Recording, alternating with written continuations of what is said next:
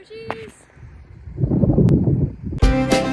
I'd like to acknowledge the traditional custodians of the land, the Kanji, Gyampa and Muti peoples. Bushies, we are walking in Lake Mungo. Cast your mind back 30,000 years when this lake was at its peak. It was 10 kilometers wide, 15 kilometers across and about 15 meters deep, and started drying out about 20,000 to 15,000 years ago.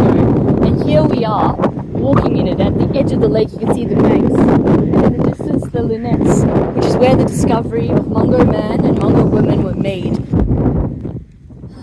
Bushies, the significance of being here is hard to explain. We're now at the Linnets of the Mungo Lake area. A Linnet is a eroded sand dune that has an archaeological timeline. It shows over time, and in 1967, a scientist was out here exploring the Linnet when he noticed middens, archaeological artifacts of human life, and that was actually when the first discovery of Mungo women happened, when he noticed a fragment that was a human bone, and he said it was like seeing humanity at itself, just discovering that here. And the team returned, the researchers, the archaeologists, and we now know that Mungo Lady was evidence of ceremonial burial that happened here. And at the time, the indigenous First Nations people of the country had educated Australia on their living conditional cultural traditions of 20,000 years, but the dating of Mungo Lady and Mungo man was 40,000 years, doubling that significance, oldest continuous culture that we have here in Australia. And some of the incredible significance of these discoveries was the ochre painted on them, which was brought from 200 kilometers away, not significant here, has no medicinal purposes, used for ceremonial rites. It's the oldest evidence in the world of us as humans doing funeral rites. The depth of humanity is felt.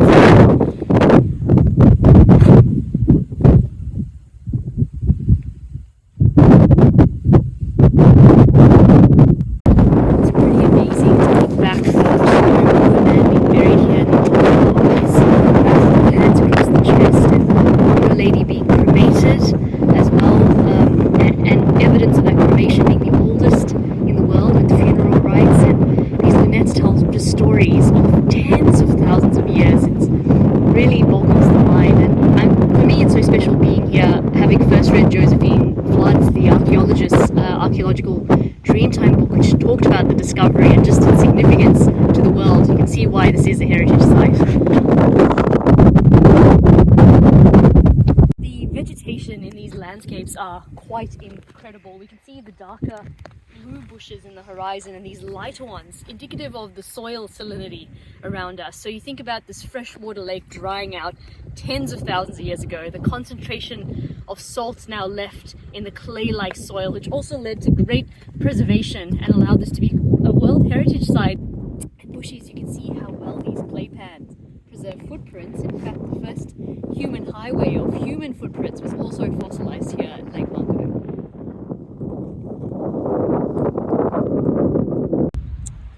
The winds through the cypress pine, beautiful example here, and the main building material for a lot of the Will properties. So the Willara Lake Systems region was actually comprised of many lakes, of which Mungo is the most well known, and named after all the adjacent properties from Arupo to Golgol, the big holdings, and all of these wool sheds built out of the cypress pine. It's pretty stark to try and imagine grazing sheep on this land, but that's what this area largely was since European occupation. And it was really in the 70s with the discoveries that the pastoralists then sold the land over to be national park for all of us to access.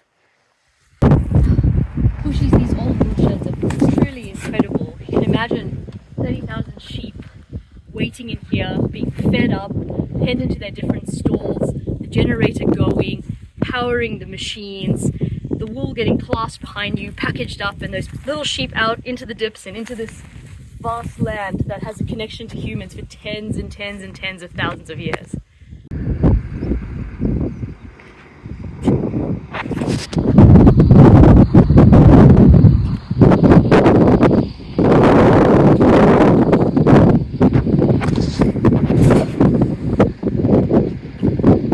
Which is a pretty incredible feat of engineering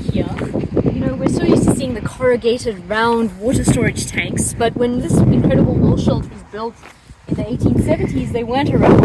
And so this was the method of collection for all that precious and life-saving rainwater that would come off the roof and be stored here in these water tanks. Another way that water, precious life resource here, was in these formation of earth tanks. Common technique by a lot of graziers where the higher banks of the earth tank are intended to create a still air barrier over the water lying there, just slowing down evaporation by that precious little bit to continue all of us to survive.